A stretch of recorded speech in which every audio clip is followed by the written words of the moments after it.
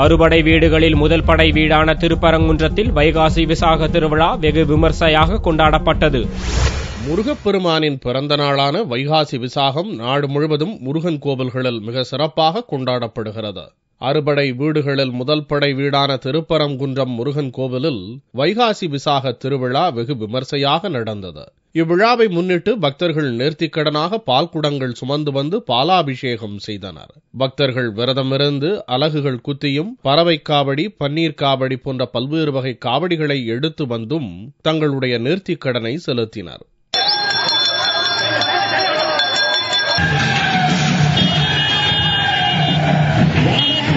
முருகப்பெருமானின் பிறந்த நாளில் பக்தர்கள் விரதமிருந்து வழிபாடு செய்வதால் நினைத்த காரியம் நடக்கும் என்று கோவில் பட்டர் சுவாமிநாதன் கூறினார்.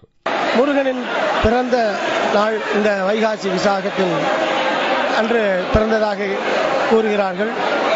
அந்த நாளை பக்த கோடிகள் அவருக்கு பல்வேறு விதமான காவடிகளையும் காணிக்கைகளையும் செலுத்தி முருகனின் அருள் பெற்றுக் கொண்டிருக்கிறார்கள். ஆண்டுதோறும் வைகாசி விசாக திருவிழாவின் போது முருகனுக்கு சிறப்பு பாலாபிஷேகம் செய்யப்பட்டு விசாக திருவிழா கோலாகலமாக கொண்டாடப்படுவதாக கோவில் துணை ஆணையர் செந்தில் வேலவன் தெரிவித்தார். குடமுழுக்கு முடிந்து இந்த முருகன் பெருமானுடைய முதலாம் படை வீடான திருப்பரங்குன்றத்திலே வைகாசி விசாகம் பெருந்திருவிழா சிறப்பாக நடைபெற்றுக் கொண்டிருக்கிறது. பொதுமக்கள் சேவார்த்திகள் தங்களுடைய கிராமத்திலிருந்து இருப்பிடத்திலிருந்து வேண்டுதல் செய்து பால் காவடியை எடுத்து வந்து இந்த சண்முகருக்கு அபிஷேகம் செய்வது இன்று நாள் முழுவதும் நடைபெற்றுக் கொண்டிருக்கின்றது.